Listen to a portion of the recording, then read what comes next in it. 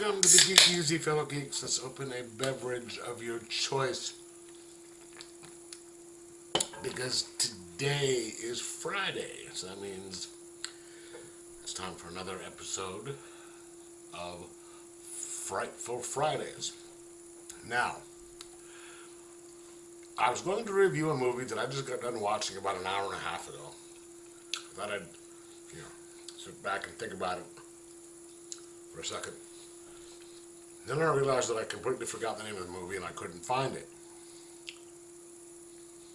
That's how spectacular of a movie it was. It was so bad that my mind is just going, you know what? Forget it. It didn't exist.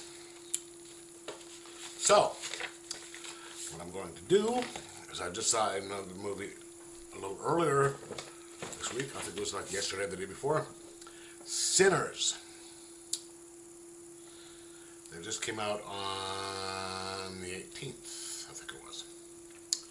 That is a movie by Ryan Coogler, starring Michael B. Jordan as two characters. They are a set of identical twin brothers who they call Smoke and Stack. So if someone comes up and says, hey, have you seen Smokestack? They're talking about the two of them together. It's set in the South in 1932, and these guys are a couple of, they're bad guys. They're criminals. They had left down south with a bunch of sharecroppers down south, and they were kind of bad guys, and they left to go up to Chicago to work for Capone, and didn't like it up there because at one point they mentioned that it was just as bad up in Chicago as down there in terms of race relations. And I guess they were just dissatisfied. So what they're doing is they were coming back to their town, and they wanted to set up a juke joint, as they call it. Now, one thing you have to understand is, in this movie, music is a very, very important aspect of the movie, of the plot. There's not a super lot of it being used in the movie, but it plays a very important aspect of the story. Because the movie opens up with some narration talking about how music, if it's really good or if it's done right, some people have the power to do this, to, I forget exactly how they put it, call forth spirits, things from out there. And if it's someone who's just right. So they're trying to start this juke joint, and they need to go to certain. They're going to certain people to get this group of people together. Once they purchase the land, they purchase some property from this old white guy. Give him cash, and it's obvious that he's not a fan, shall we say, and it's not because they're criminals, but it is the South in 1930s, so yeah. And they just said, okay, now that we bought this, you step on our land again, I'm going to kill you and your clan brothers dead. So they buy that, and then they start going out, they separate out to start getting certain people, like one of them is their cousin, who is a guitar player and a singer. He'll help provide the music. Another guy, Delroy Lindo. I don't know if you know the name or not, but you'd know the face. He's been in a lot of stuff, and he's a fantastic actor. Romeo Must Die, I think, was one of them that he played the father in there. Aaliyah's father, I think. Just, spectacular actor.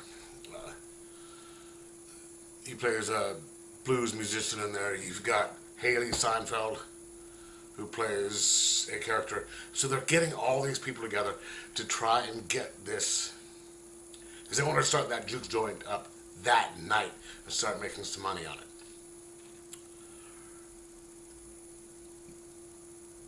And Haley Seinfeld plays one of the brothers' kind of girlfriends, and then the other brother has I don't know if it was his ex-wife or just ex-girlfriend, but she's sold. I don't know if they mentioned it, whether it was voodoo stuff or not, but these things to ward off certain bad elements and stuff like that. So they're all getting together, and then they get this thing started, and it's a slow start. It's really interesting. It's just them, boom, boom, boom, getting these people together, and it is. Then you get to the building, and you start seeing the club get done, and that's when the music kicks in, and it is very, very, very well done music. Blues music, and exceptional. And there's this really kind of a trippy dance scene, music scene in there. They're talking about how music can, alter the past, present, and future, and so you can see some stuff going on in there, where you can see people from different time periods dancing, very artistic. But then, how they mentioned that's the music can call creatures from other dimensions, and that's what brings these creatures to the juke joint.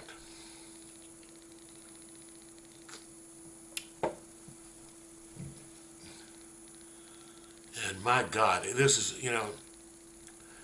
it's a 2 hours, a little over 2 hour long movie, and it didn't seem like that. Not a whole lot of horror action happened throughout the first over half the movie, but you don't notice. You're so drawn in and invested in the story, the characters,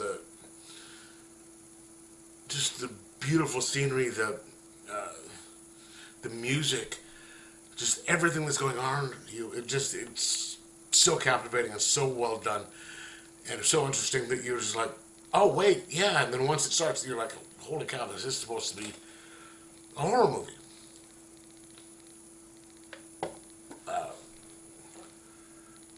Michael B. Jordan does a fantastic job playing the two different roles, and there's times when he's obviously in the same frame, he's in the same together, and of course, the characters are similar but different, so he's able to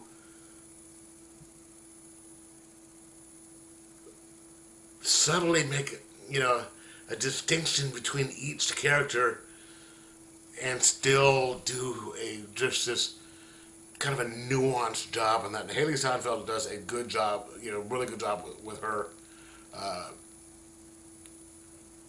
role. And then it's just there wasn't a bad part in the movie that I saw. I mean, it kept my attention, and it was really enjoyable And you didn't really, or I can't say you because I can't speak for you, but I really didn't care, or even notice, like I said, that it was a horror movie that didn't have a lot of horror in it up until I think the last act of the movie. Because it's just setting everything up and getting everything going, and then like I said, the music part is, once they got going, that's what got the things going, because they sort of set that up with the narration at the beginning of the movie. There's some little elements to it, with I think it may have been Smoke's girlfriend, the one who had the magical items, that would sort of,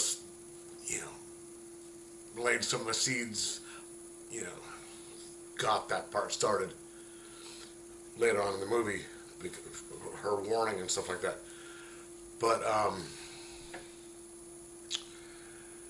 like I said, it was just, you're so entrenched in the movie and just enjoying watching the interactions of all the different characters and the story unfold and just the way it looked. I loved it. It was great. I didn't care, and then once it started, it's like, oh yeah, here we go. And I liked the way the vampires were. It is a vampire movie.